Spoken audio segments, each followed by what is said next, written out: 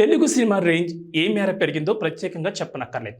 ఈ మధ్యకాలంలో వస్తున్న టాలీవుడ్ సినిమాలే దీనికి ఉదాహరణ. అదే సమయంలో మన హీరోల స్థాయి కూడా భారీగానే పెరిగింది.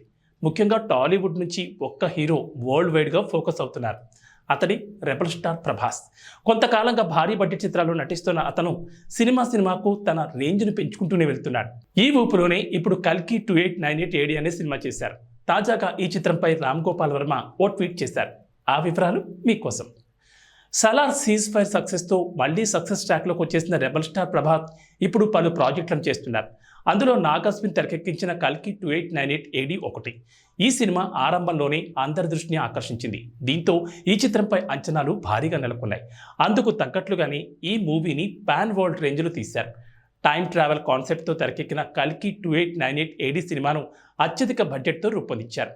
ఇక ఈ సినిమాకు సంబంధించిన రెగ్యులర్ షూటింగ్ను చాలా రోజుల క్రితమే పూర్తి చేసుకున్నారు.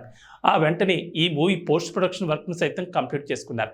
ఇలా ఈ సినిమాకు సంబంధించిన హడావుడి దాదాపు 5-6 నెలలుగా కనిపిస్తూనే ఉంది.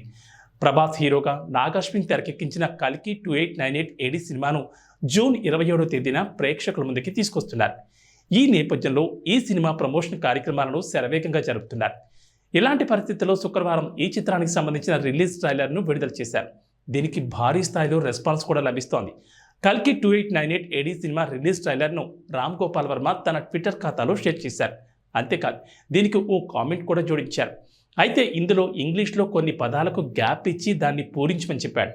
అదే సమయంలో ఆ పూర్తి వాక్యాన్ని ఎవరైతే కరెక్ట్గా జోడిస్తారో వాళ్లకు ₹1,00,000 ఇస్తానని ఆఫర్ ఇచ్చారు. దీంతో ఇప్పుడు ఆర్జీవీ ట్వీట్ సెన్సేషన్ అవుతోంది. ఇదిలా ఉండగా పాన్ వరల్డ్ రేంజ్లో రాబోతున్న కల్కి 2898 AD మూవీలో ప్రభాస్ సరసన బాలీవుడ్ బ్యూటీ దీపికా పదుకొనే నటించింది.